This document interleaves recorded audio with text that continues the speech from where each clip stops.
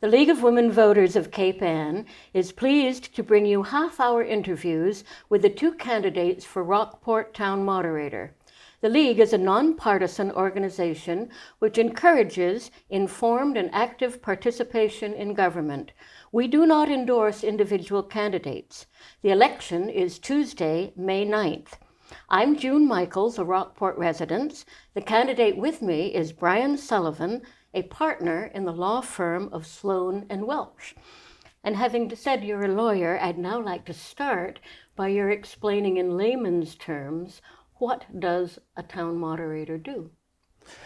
My view of what the town moderator does is do their best to ensure a full, fair, and effective discussion at town meeting itself, of course, on anything that's being brought forth for discussion.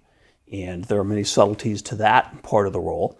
And in addition, I understand that the moderator is an essential part of preparing for town meeting and working closely with the town clerk's office, with the Board of Selectmen, with citizen groups in order to make sure that the warrant articles are appropriately prepared, that there is an opportunity for, especially as has been discussed in more recent years, for citizens who believe that there may be appropriate amendments to the warrant article to have a chance to do that and to bring it to the attention of the moderator, the selectman, the town clerk's office, to again contribute to an effective, functioning, full, fair discussion at town meeting.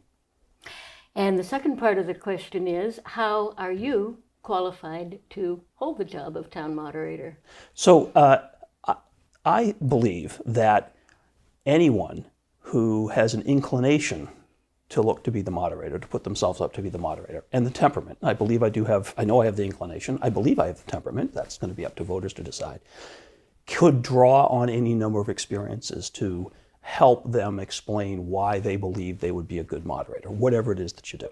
I think that if you wait tables for a living, you deal with people who are upset, you have to keep calm, you have to explain whatever it is that they may be upset about in order to resolve a problem. If you are a school teacher, you have to manage children and keep them on task, not to analogize town meeting to a group of children, but the point remains that you have to ensure that a group of people stays on task. So I can only speak to my own experience, but I do believe that whatever you do in your personal life, whatever you do for a living, you likely can make a coherent argument about why those experiences have given you skills to be an effective moderator. If you're on another committee, for example, I was on the school committee, I was on the bylaw committee, the same concepts apply. You have subjects that need to be discussed. They need to be discussed fully but respectfully, and ultimately the theory being that a full, fair discussion is going to lead to the best result. Speaking for myself, I spent a number of years in the military before I ever went to law school. I was on a ship and ran a division with all the administrative responsibilities that entails. I have, with the town, as I mentioned, been on both the school committee and the government bylaw committee. And as an attorney, I would say that I am frequently involved in cases which involve serious matters and heartfelt positions. And it is necessary in resolving those matters in court or even in discussions or mediations or arbitrations to be able to advance a position but be respectful of the person who has the opposite position. Now, as the moderator, you're not advancing positions. You're trying to ensure fair discussion. But I think that drawing on that experience, being an advocate with difficult situations and being able to work with opposing attorneys respectfully but effectively, being able to deal with the bench, judges respectfully, gives me skill sets that I believe would be conducive to being a town moderator. How do you determine when to shut off discussion at town meeting when there's a line of people waiting at the microphone, but no one has said anything new for 23 minutes?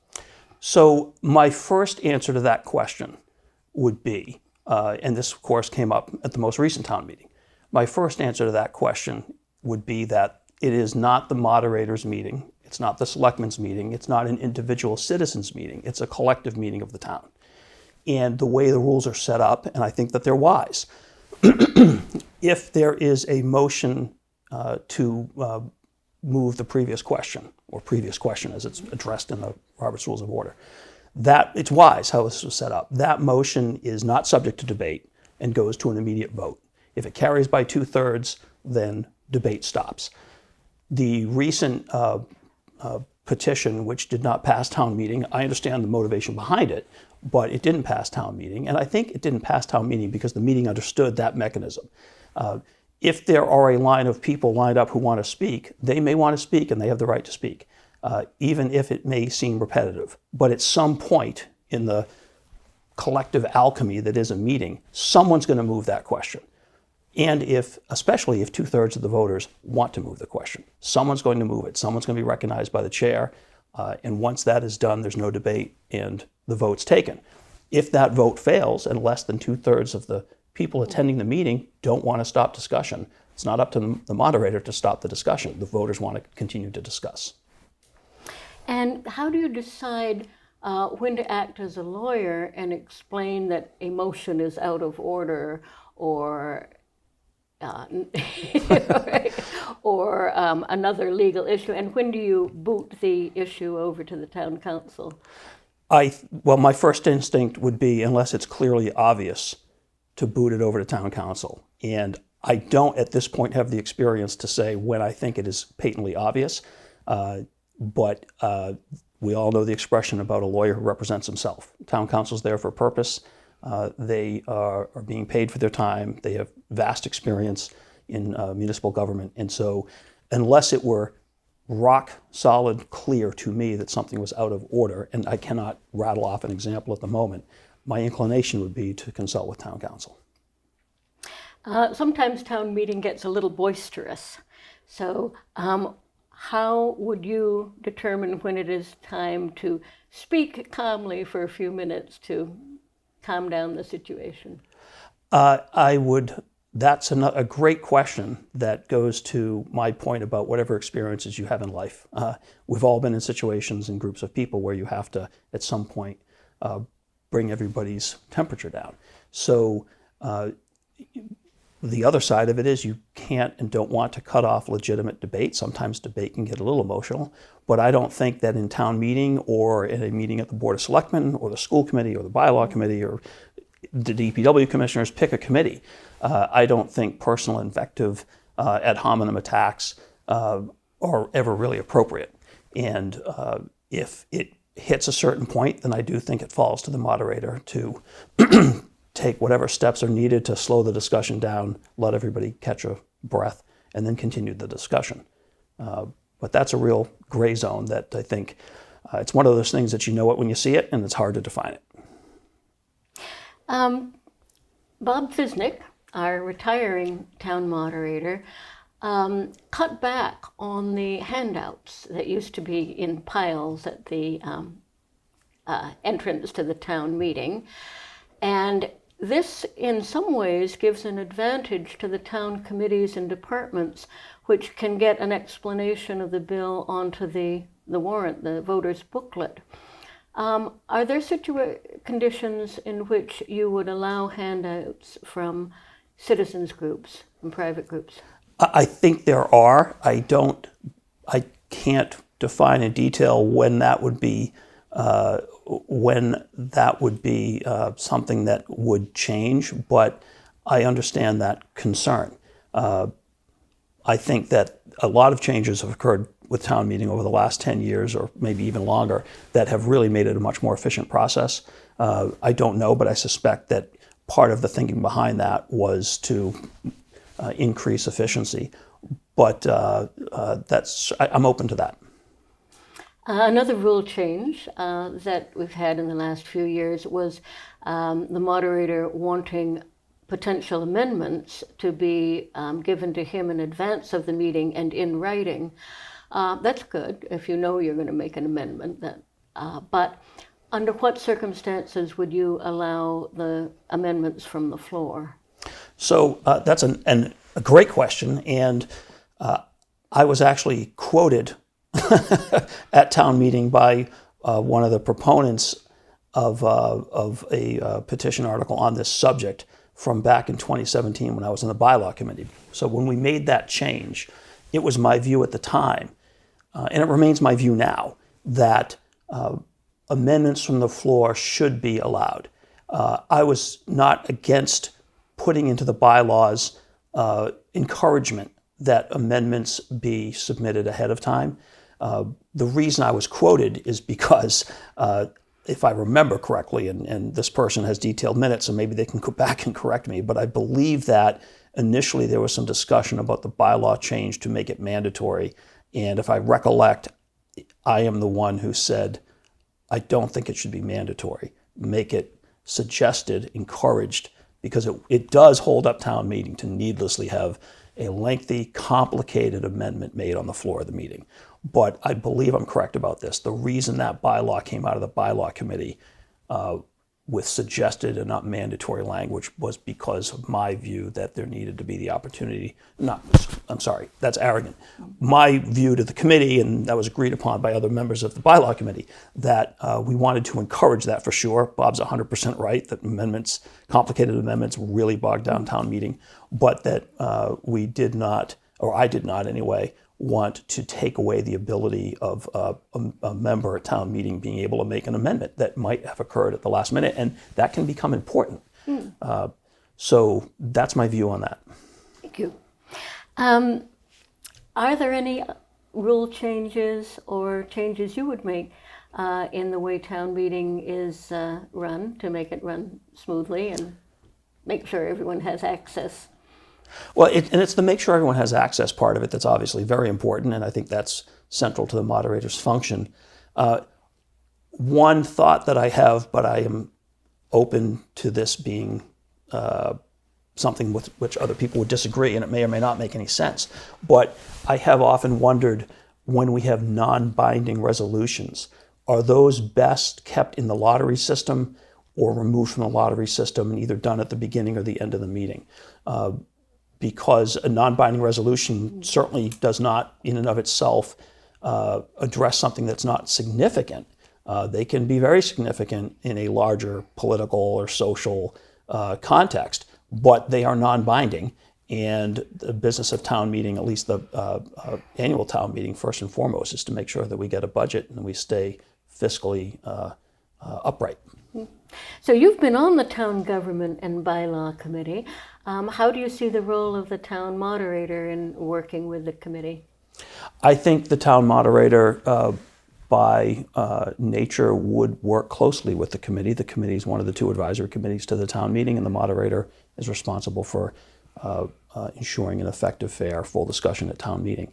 So I think that the moderator would have a relationship with the bylaw committee, and I would make an effort to attend their meetings, for example. And what about your role with the petitioners who present a wonderful petition? Sometimes it helps to be proactive and make sure it's legal before they start collecting signatures, but at some point the petition articles go through the moderator. How do you see yourself working with petitioners to make sure what they're presenting is legal, first of all? Well, and that's the first part of your question, I think, is exactly where the moderator would come into play, to work with petitioners and with town council on the wording of a petition, because they're citizens, they're not at town meeting, they're citizens and they want to bring something to town meeting. So I think it is a good use of everyone's time to figure out, I guess, first, can what they want to accomplish be accomplished? And then if what they want to accomplish can be accomplished, how can it be done in a way that is clear and concise for a warrant article? I don't think it's the moderator's position to necessarily advance or oppose the petition article, but I think the moderator may have thoughts about the merit of it, depending on where we stand with it. And obviously, that is where the town bylaw committee, I would imagine, also would come in if the petition article is impacting the rules governing town meeting, which many of them seem, at least lately, to have been focused on. The moderator also makes appointments to several committees. How would you go about recruiting and screening candidates for committees? I think the way you would go about recruiting and screening candidates for any committee. What's their interest level? What's experiences and qualifications do they bring to the table? What's their temperament? Those are always the primary factors in putting somebody in any position, whatever it is. Well, we have gone through this very quickly in about 15 minutes, and I'd like to talk to you a little longer. So what would you like to tell the voters about yourself and about why you're running for moderator? Sure. I had briefly thought of putting in for moderator when Lloyd Starrett passed away. And I have always had an interest in town meeting. Even from the time I was in high school, a group of my friends and myself would go to town meeting. This is back in the pre-clicker day. So we would sit up in the left back part of the gym in the visitor section and just watch, even though we weren't able to vote. I always enjoyed it. I like the back and forth. I believe firmly in town meeting as really the last bastion of the purest form of democracy around. And I think it's great that people are able to have control over their local government to the extent that town meeting affords it. It's not representative, it's direct. My family has always been involved in government in Rockport, going back to my father's service on the Finance Committee back in the 1970s, as well as on the Board of Assessors. And of course, as I mentioned now, I guess the third or fourth time, so forgive me for that, my own 6 years on the school committee and then with the bylaw committee. So I believe that by experience and temperament that I would bring something to the table as town moderator. I'm certainly interested in the position. I've always liked town meeting, and I can't really think of a better role that I would have great interest in than being the moderator for the town of Rockport. Well, on behalf of the League of Women Voters of Cape Ann, I want to thank Attorney Brian Sullivan for agreeing to be interviewed and 1623 Studios for filming this program. Please vote in the local Rockport election on Tuesday, May 9th.